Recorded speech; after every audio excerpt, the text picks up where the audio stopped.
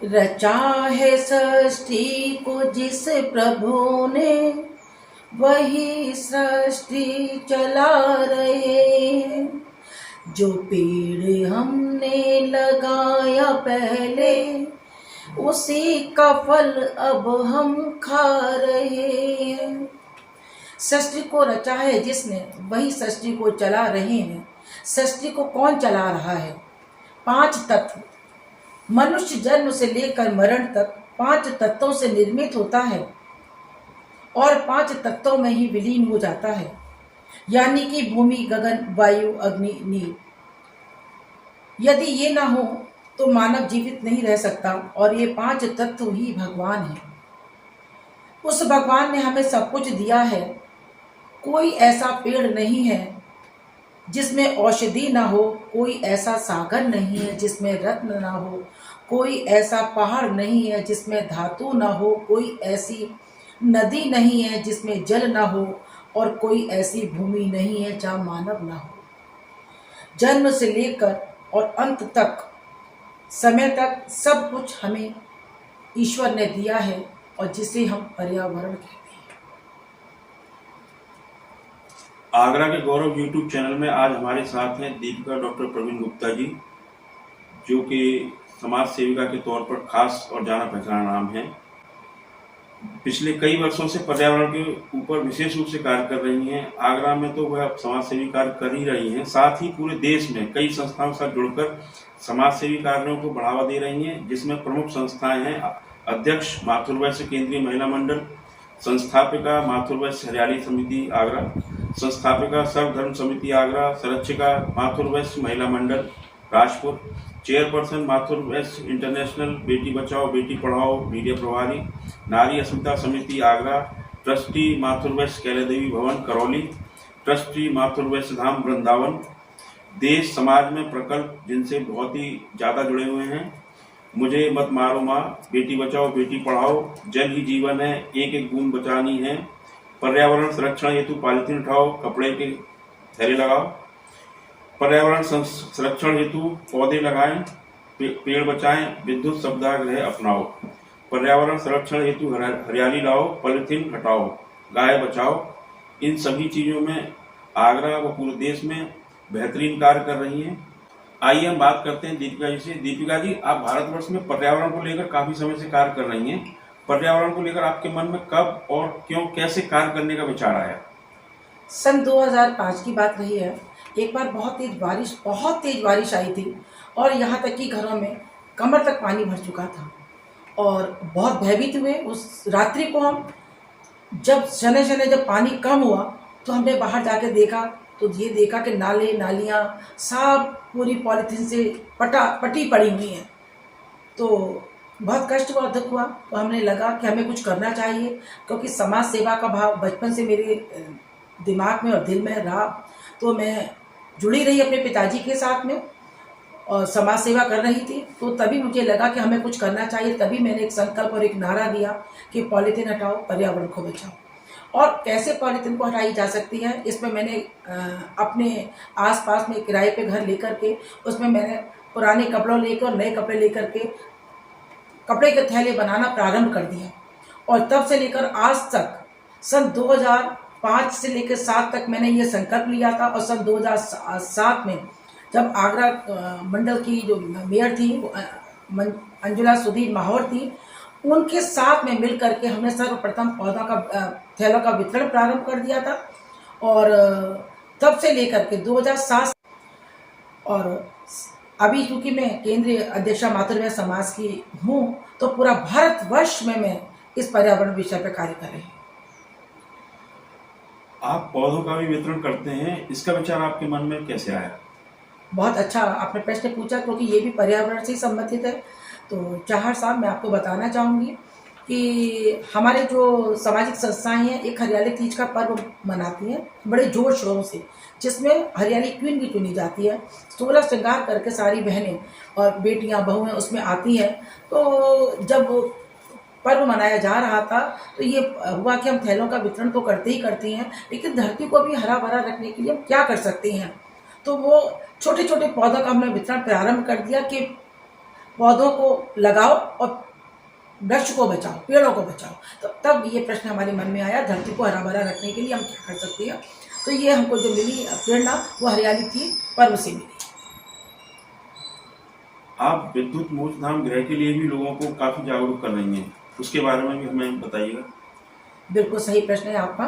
विद्युत शब्दाग्रह अपनाइए और हरे पेड़ों को बचाइए, क्योंकि जब हम लोगों का अंतिम संस्कार होता है तो 5 पेड़ की लकड़ियों को हम अपने साथ लेके जाते हैं। हमने अपने जीवन में जब पेड़ लगाए, पौधे लगाए नहीं हैं, तो 5 पेड़ साथ लेके कैसे जा सकती हैं। तो ये मन में आया।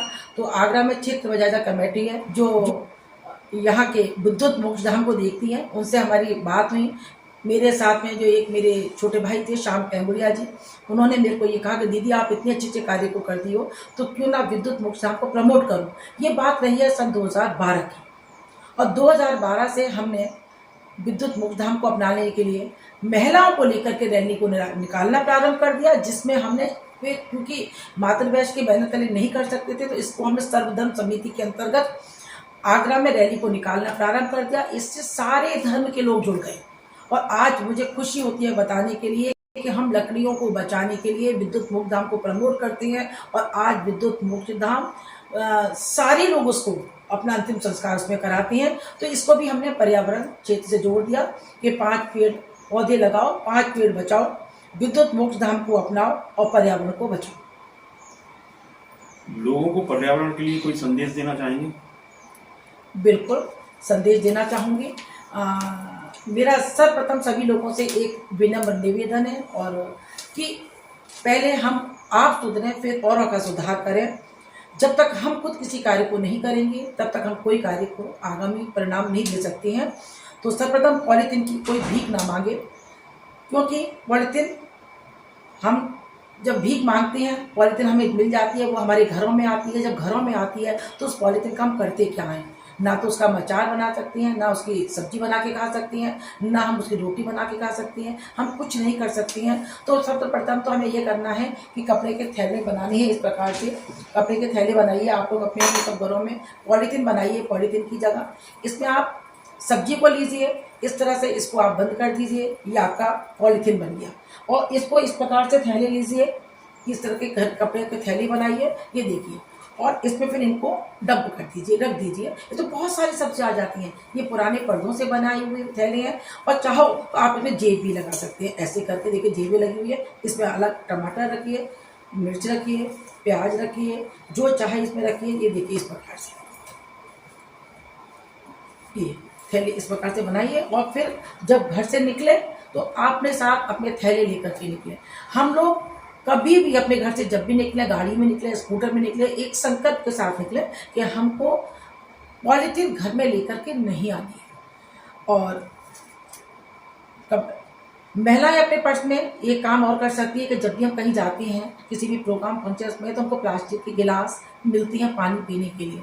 जब हम प्लास्टिक के गिलासों को पीते हैं फेंक देते हैं, ढेर सारे वहाँ पे लग जाते हैं। प्लास्टिक पूरा हो जाता है। वो प्लास्टिक कहाँ जाता है? इस प्लास्टिक को आकर के कोई सफाई तो नहीं करता है, सब नालों में जाता है, चौक होते हैं, खेतों में जाते हैं, खलिहानों में जाते हैं, बाहर गंदगी का ढेर पड़ा रहता है।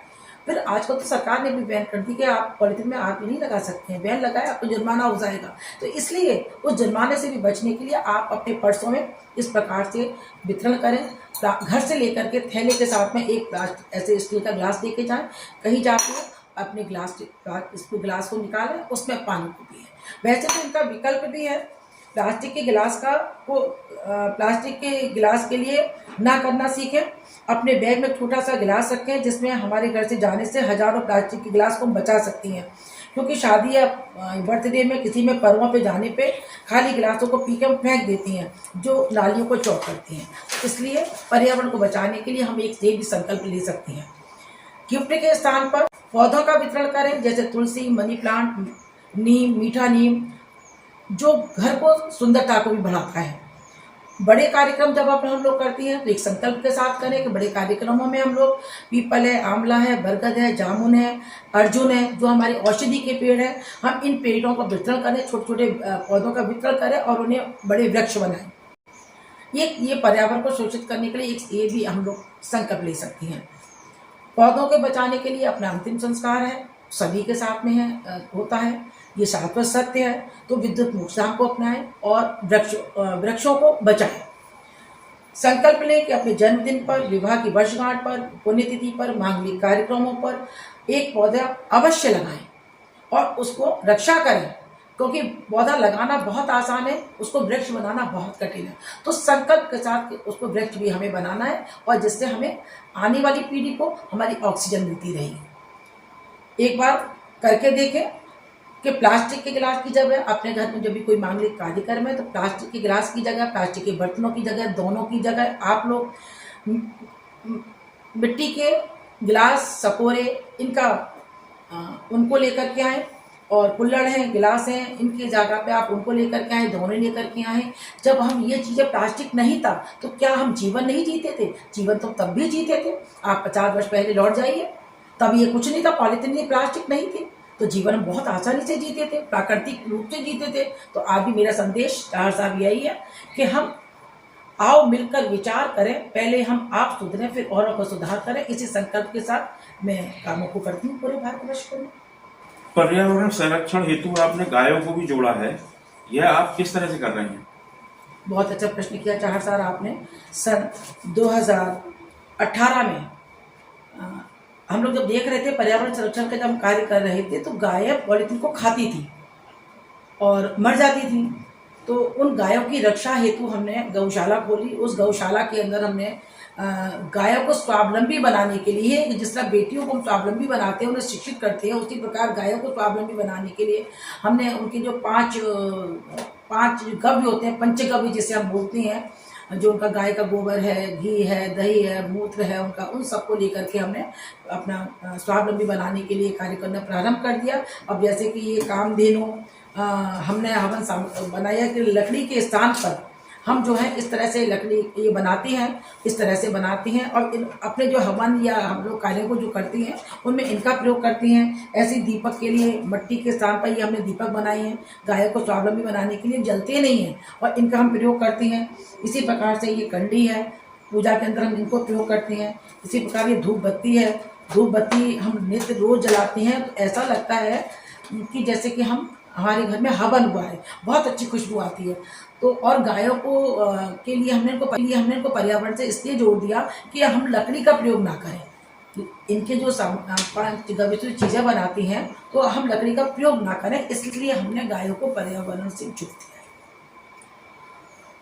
पर्यावरण संरक्षण क्षेत्र में आप इतने वर्षों से कार्य कर रही हैं, आप इसका श्रेय कैसे देना चाहेंगे?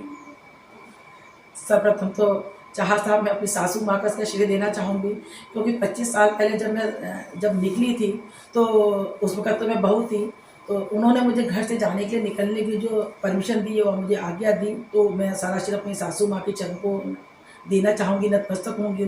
फिर अपने पति डॉक्टर पीके गुप्ता जी का, जो कंधे से कंधा मिला के मेरा पूरा सहयोग करते हैं, साथ देते हैं।